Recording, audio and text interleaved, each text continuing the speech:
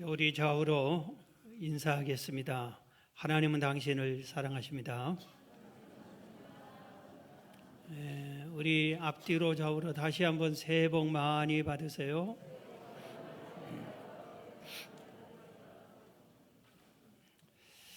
하나님께서 좋은 새해를 우리에게 또 주셨습니다. 이 귀한 새해를 우리가 어떻게 살아야 할까? 어떻게 보내는 것이 가장 잘 보내는 것일까?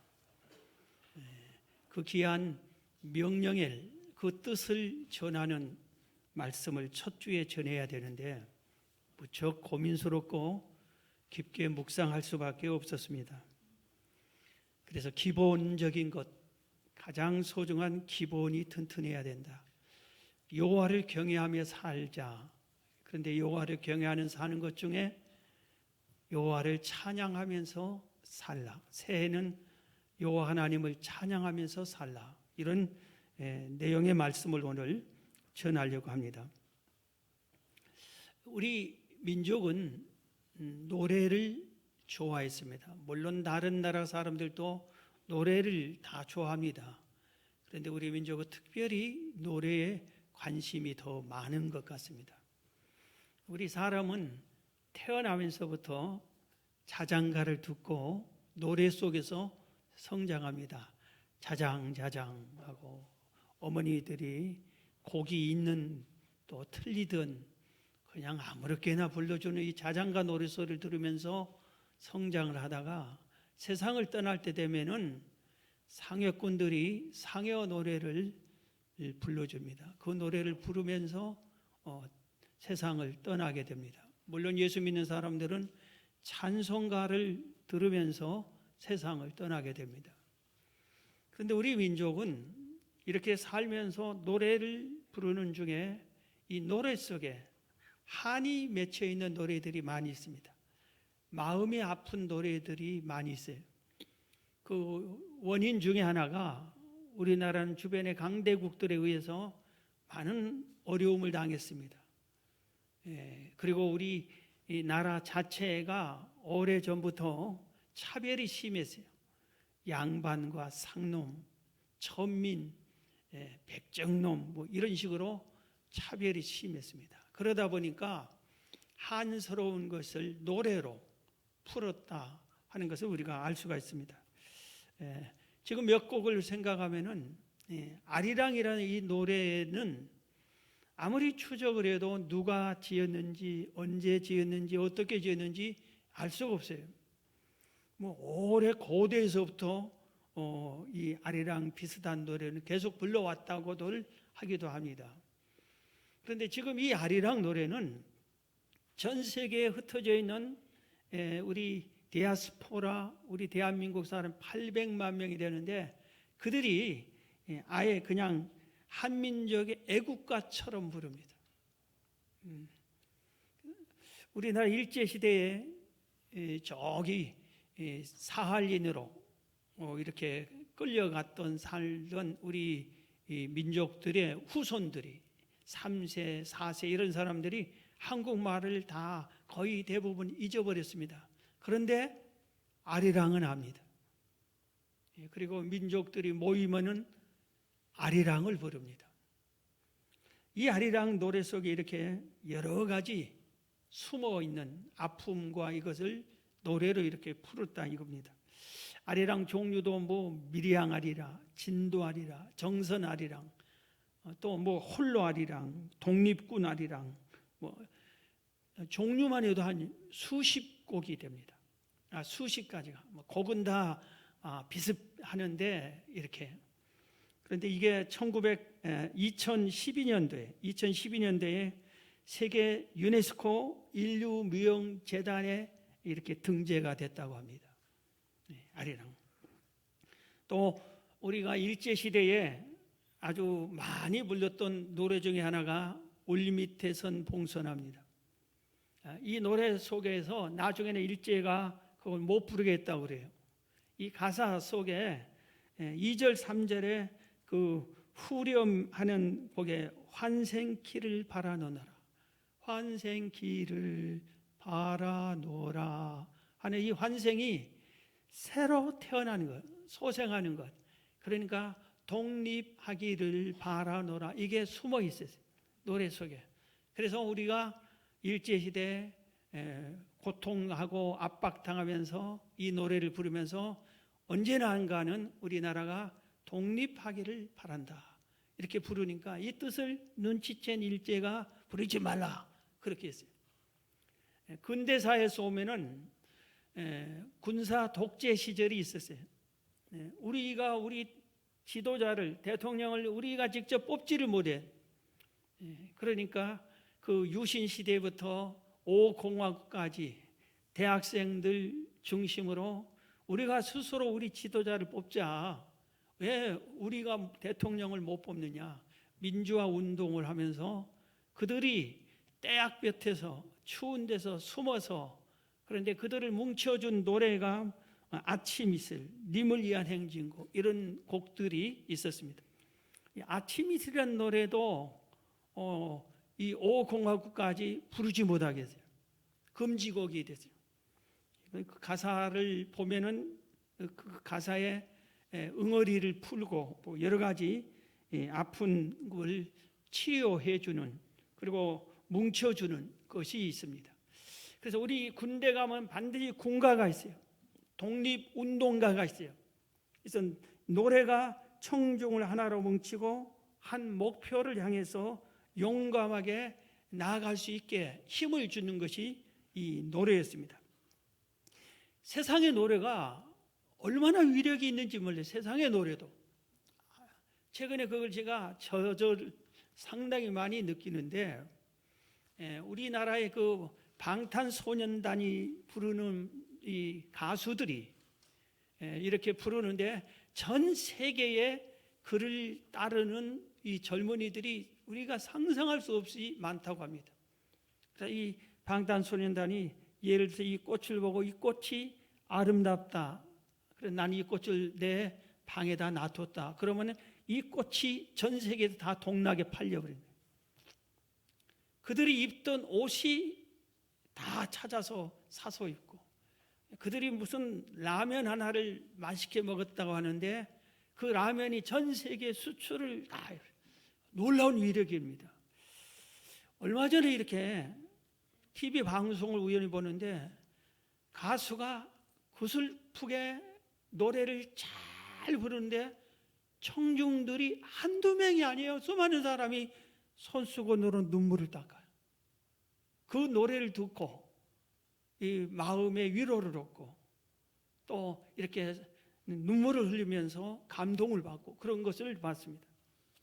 여러분, 세상의 노래도 이렇게 위력이 있는데 찬송가에는 놀라운 능력이 있습니다. 상상할 수 없는 능력이 있습니다. 우리가 기도하면은 기적이 나타난다. 제가 좋아하는 그 가끔 찾는 그 기도원에 보면은 종탑에 쭉 현수막 길게 써놨어요. 기도는 기적을 낳는다. 그런데 여러분, 찬송은 기적을 낳는다. 똑같은 말입니다. 찬송 속에도 놀라운 능력이 있고 힘이 있습니다.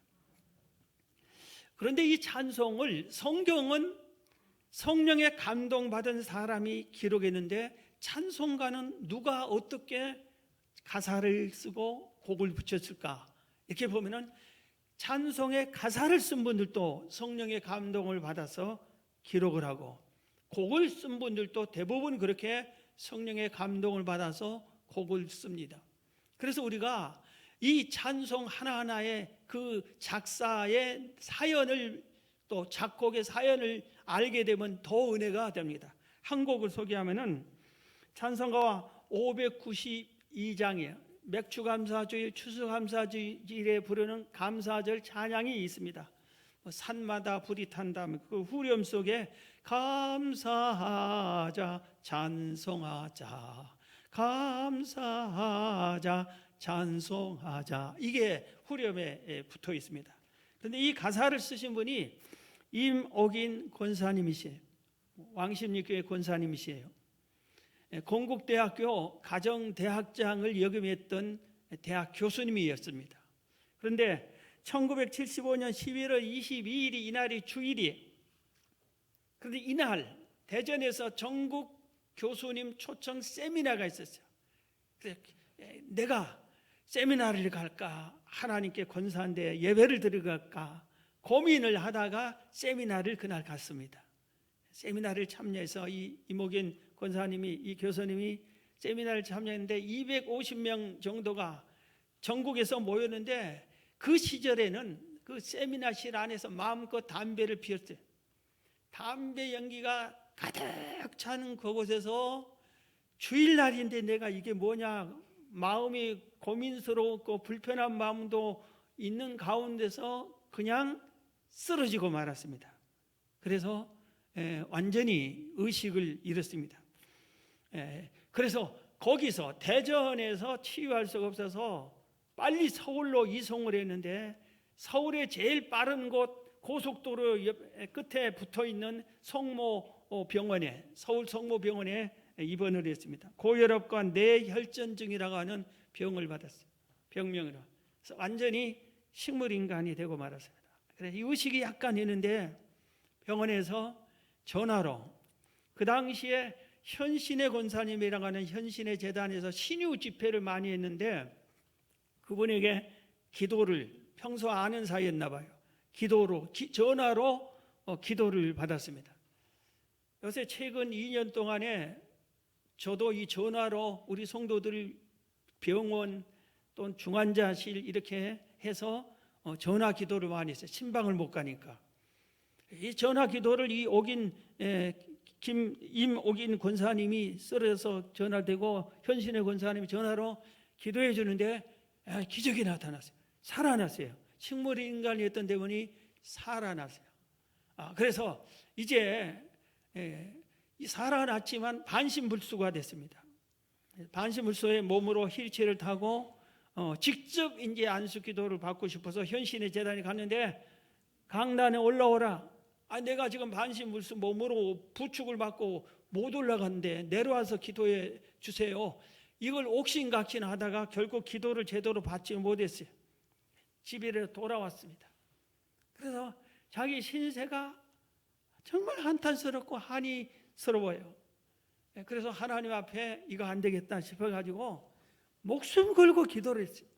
하나님, 그리고 내가 역시 잘못한 걸 용서해달라고 그러면서 많이 한없이 기도하고 기진맥진하고 전심으로 한낮처럼 기도하다가 거의 쓰러지다시피 했는데 주님을 만났어요. 주님이 찾아오셨어요. 그리고 천국과 지옥을 보여주셨어요. 천국과 지옥을 보고 깨달았어요. 그리고 주님이 찾아오셨어요. 그리고 나서 신기하게 반신불수의 이 몸이 깨끗이 치유가 됐어요. 그 자리에서, 집에서. 그래서 이분이 세상이 바뀌어 본 겁니다. 세상을 복잡하게 살았는데 너무나 감사한 겁니다. 그래서 그때 쓴 가사가 바로 이 찬송가 592장의 가사였습니다. 그래서 그 가사가 지금 찬송가로 채택이 돼서 여기 이렇게 우리가 늘 절기 때마다 부르는 겁니다. 오늘 본문 시편 103편을 본문으로 삼았는데, 사실은 103편뿐만 아니라 많은 시편에 있는 말씀들을 우리가 같이 묵상을 하고자 하는데, 성경이 여호와를 찬양해라 이렇게 수없이 명령을 하고 있습니다. 네가 하나님을 믿느냐? 그러면 이 하나님을 찬양해야지. 이게 성경이 우리에게 명령하는 겁니다. 시편은 150편이 있어요. 그런데 이 150편 중에 경배와 감사하면서 경배하라, 하나님을 경배하라는 찬 시가 22편이나 돼요. 하나님을 찬양하라 하는 시가 35편이에요. 그래서 시편 155편 중에 무려 3분의 1이 넘는 57편이 경배와 찬양시입니다. 이건 뭘 의미해요? 여러 가지 시를 모아놓은 게 시편인데, 그 시편의 주제가 뭐 한 분류를 크게 하면 한 10가지 정도 분류됩니다. 그런데 그 중에 가장 많은 게 3분의 1이 넘게 여호와를 찬양하라 이거. 이것은 너희들이 이 세상에 살면서 하나님을 찬양하면서 사는 것이 옳은 것이다, 바로 사는 것이다 하는 것을 우리에게 가르쳐주고 있습니다. 그래서 우리는 새해에 성경은 이렇게 강력하게 여호와를 찬양하라고 하는데 내가 얼마나 여호와를 찬양하면서 살고 있는지, 새해는 내가 여호와를 찬양을 제대로 알고 바르게 많이 찬양해야 되겠다, 여호와를 찬양하면서 살아야겠다, 이런 결심을 갖고 오늘 여호와의 찬양을 배워야 됩니다. 왜 우리가 하나님을 찬양해야 된 이유를 오늘 성경이 가르쳐주고 있어요. 오늘 본문 먼저 1절 2절을 보면은 하나님의 은택을 입었으면 찬양하라고 그랬어요. 자, 시편 103편 1절입니다. 내 영혼아 여호와를 송축하라, 내 속에 있는 것들아 다 그의 거룩한 이름을 송축하라. 내 영혼아 여호와를 송축하며 그의 모든 은택을 잊지 말지어다. 그래서 네가 하나님의 은혜를 입었느냐? 은택은 은혜와 덕택이에요. 하나님의 은혜를 입고 하나님으로부터 덕을 입었으면 찬양해야 된다 이겁니다. 우리는 하나님의 받은 은택을 상상할 수 없이 많은 것을 입었어요. 그러면 우리 찬양해야 된다. 그 다음에 오늘 본문에 103편 22절에 보면은 하나님이 지으심을 입었으니까 찬양하래요. 여호와의 지으심을 받고 그가 다스리는 모든 곳에 있는 너희여 여호와를 송축하라. 내 영혼아 여호와를 송축하라. 너희가 믿는 하나님이 이 우주 만물을 지으셨다. 그러니 여호와의 지으심을 받은 너희들이 창조주인 하나님을 찬양하는 것이 당연하지 않느냐 하고 이렇게 강조하고 있습니다.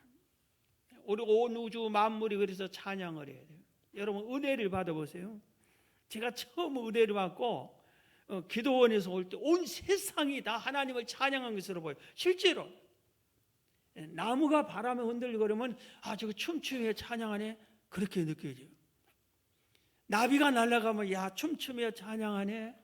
시냇물이 졸졸 흐르면 정말 고운 목소리, 특이한 목소리로 여호와를 찬양하네 그렇게 느껴져요. 이 땅의 모든 만물은 피조물은 우리를 지으신 이를 찬양하는 것이 당연하다 이겁니다.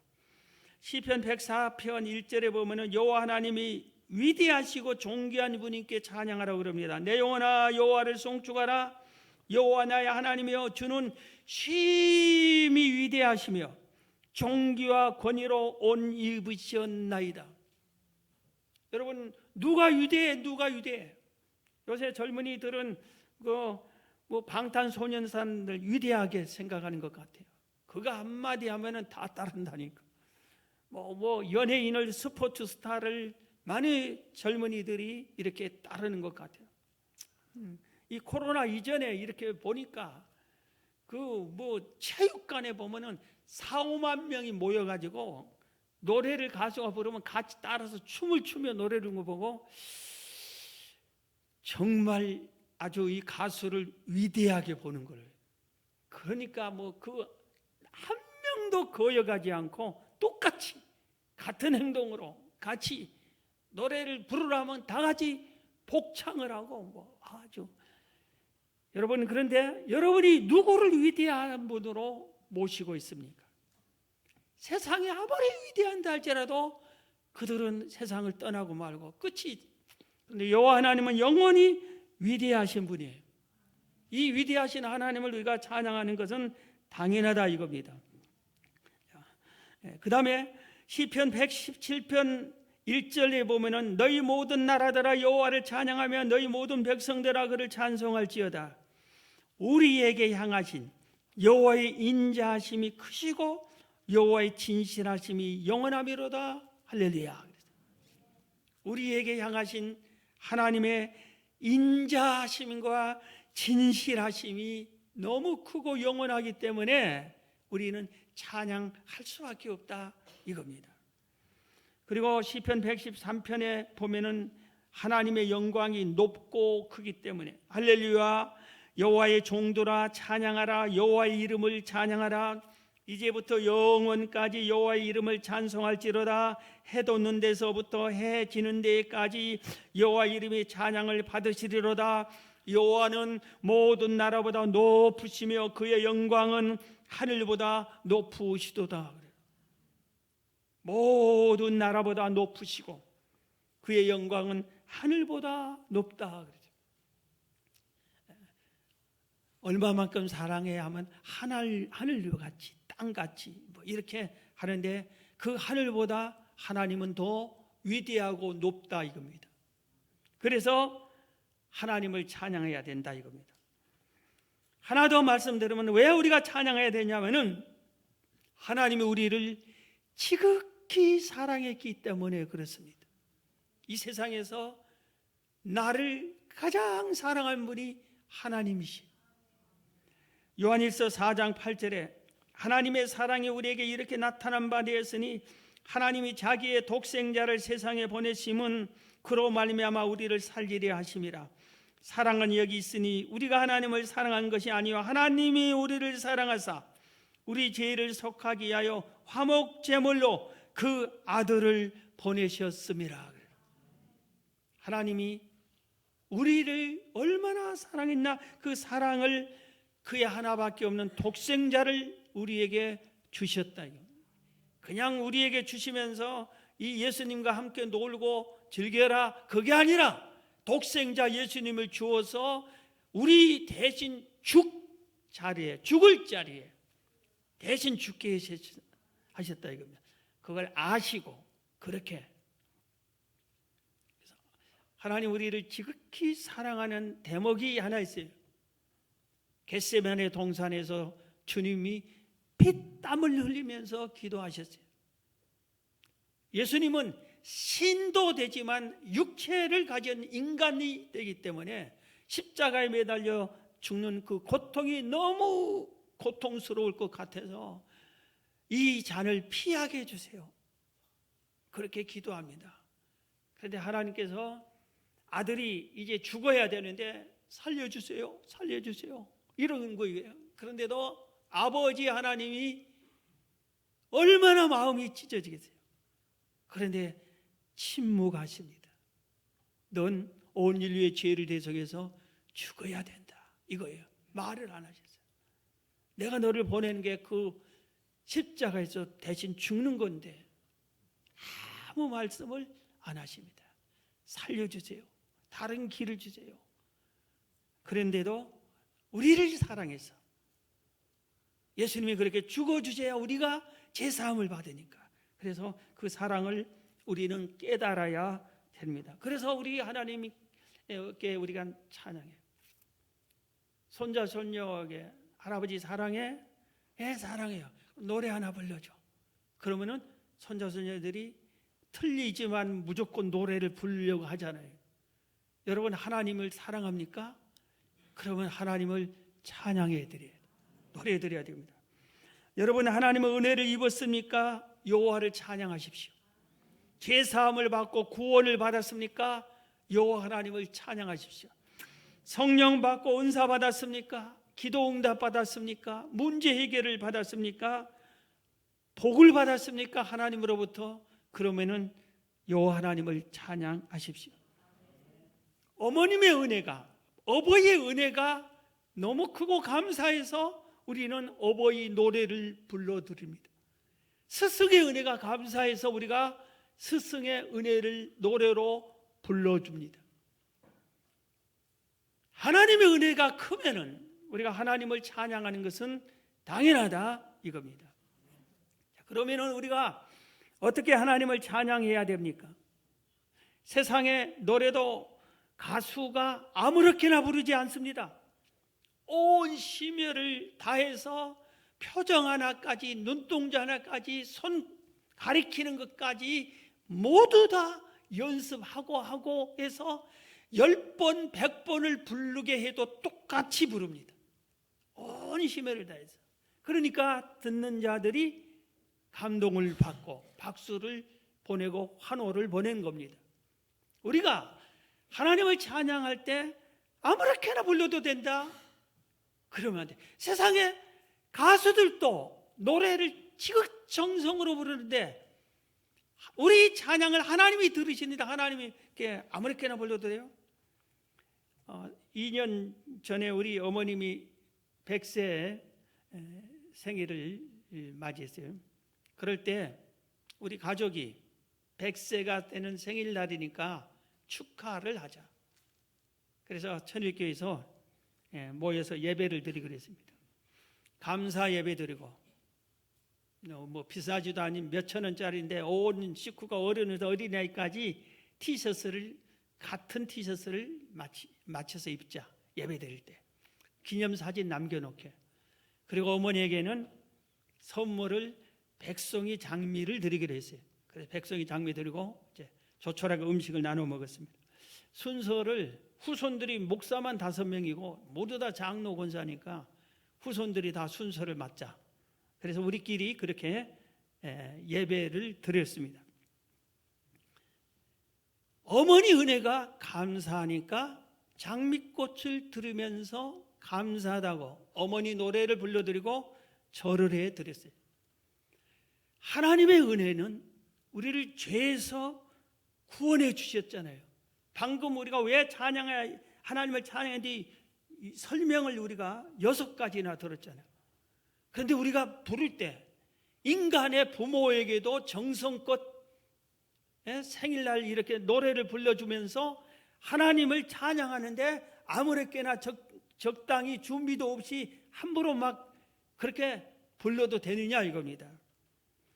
성경은 이렇게 요구하고 있습니다. 감사함과 즐거움으로 찬양을 하라. 하나님을 찬양할 때 감사한 마음으로 즐거움으로 찬양하라 이겁니다.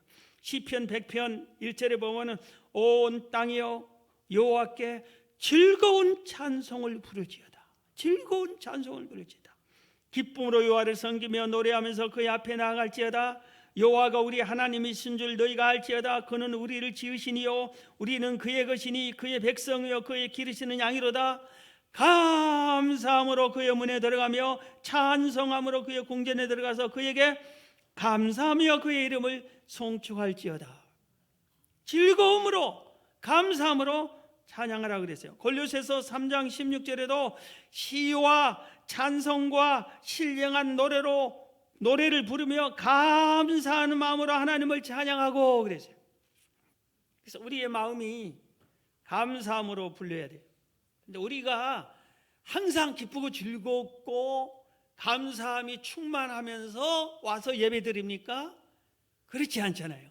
어떨 때는 오장육표가 쓰리고 아플 일도 만나고 특히 가족 식구들끼리 다투었다가는 이게 예배 드리러 교회 가기도 싫을 정도로 식구들끼리 싸울 때는 온갖 아픔이 있고 또 힘든 일이 있고 내 몸이 병들기도 하고 또 속상한 일을 당하기도 하고 이런 때도 우리는 어떻게 해야 되냐? 그럴 때는 찬송을 안 해야 되느냐?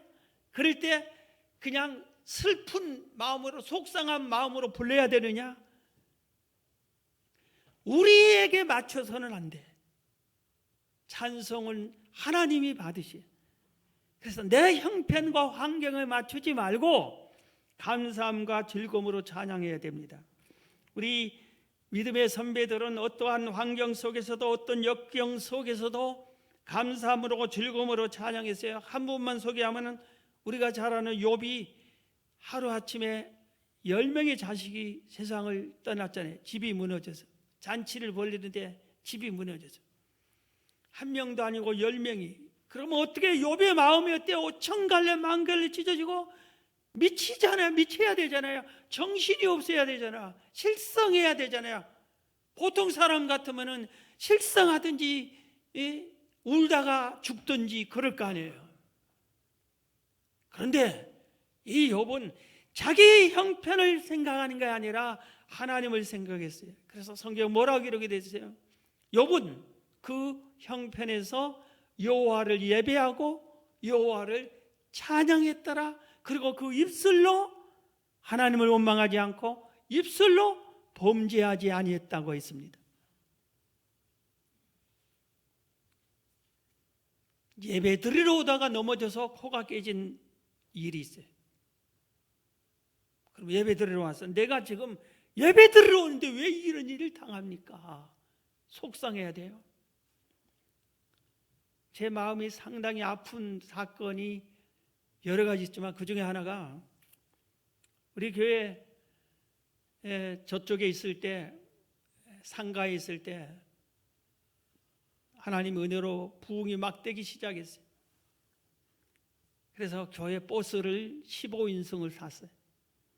그런데 이 15인승을 몰고 설날에 눈이 내리는데 이 명절에 기도원 가서 은혜 받을 사람 기도원 가라고 차 운행해 주겠다고 했더니 우리 어머님을 비롯해서 몇 사람이 설날에 놀러 가지 않고 기도원 가겠다고 가다가 사고가 났습니다.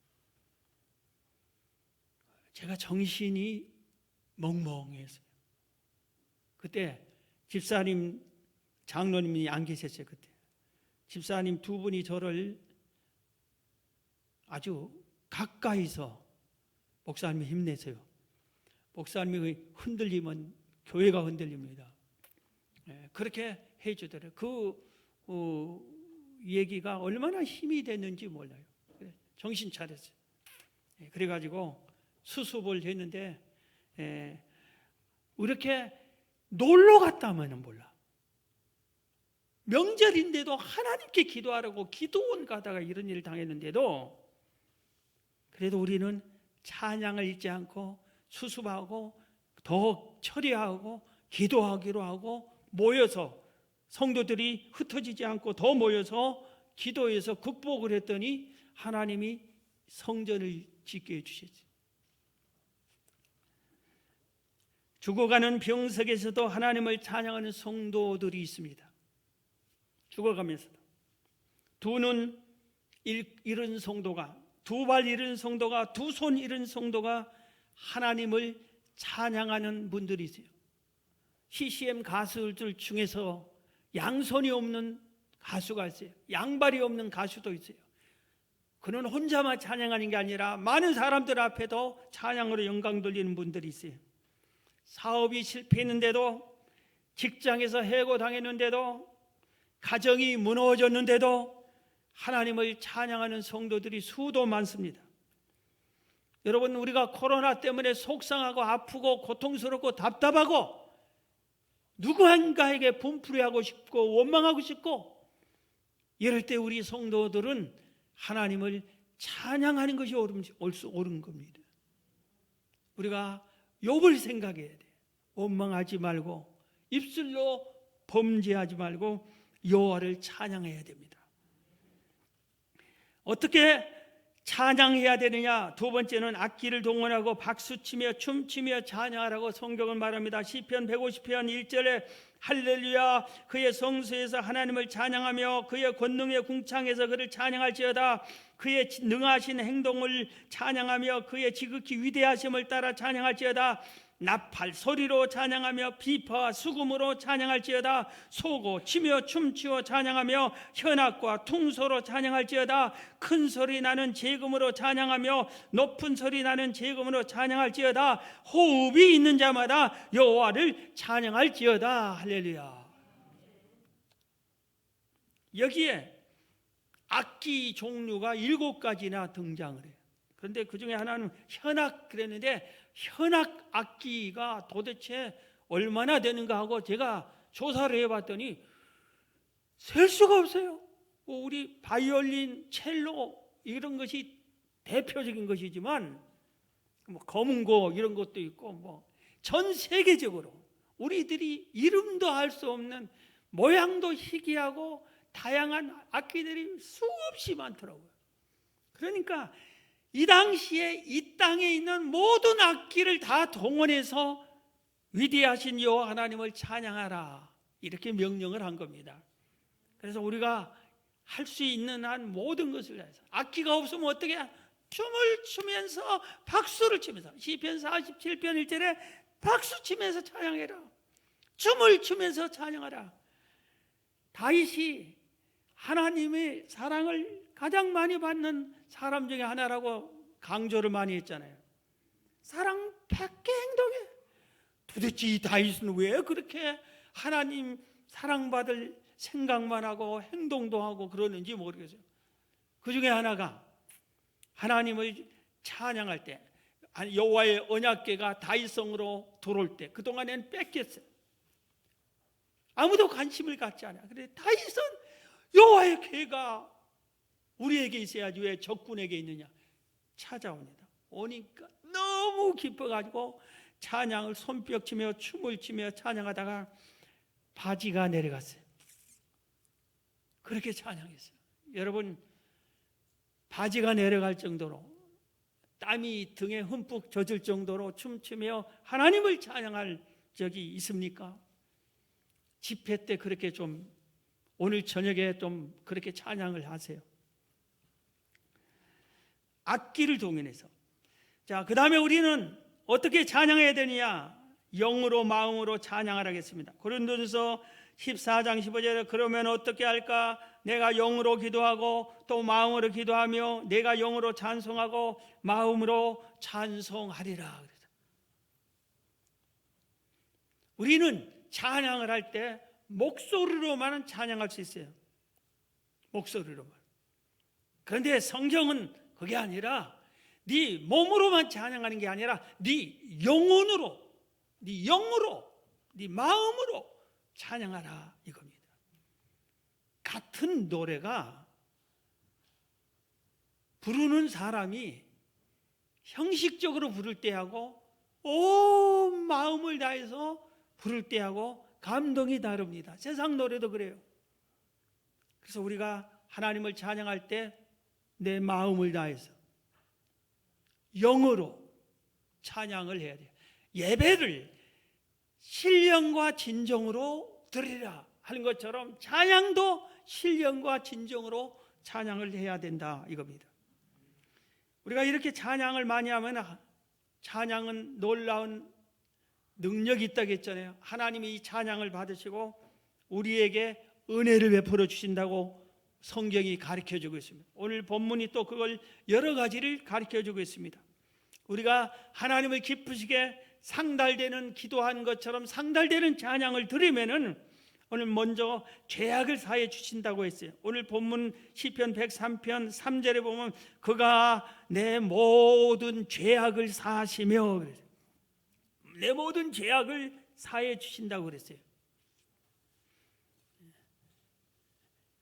제가 산에서 40일 산상 기도를 삼각산에서 하는 것만 2번 했는데 그때 기도할 때 기도하시더니 우리 형이 와서 기도해 주고 내려갔어요. 그러면서 이 얘기를 해주더라고요. 어느 날 형이 기도를 하는 산에서 기도하는데 주님이 찬송가 254장을 불러라. 그러면 네 영혼이 깨끗해진다 하더라고. 그래서 내가 그것을 흘러듣지 않고 얼른 기담았습니다. 254장이 내 주의 보혈은 정하고 정하다 그랬어요. 우리가 기도할 때 주여 내 죄를 용서해 주세요. 회개 기도만 해서 용서받는 게 아니라 주님께서 가르쳐 주신 찬송을, 회개 찬송을 많이 부르면은 네 영혼이 깨끗해진다. 그래서 제가 제일 많이 부르는 찬송 중에 하나가 되세요.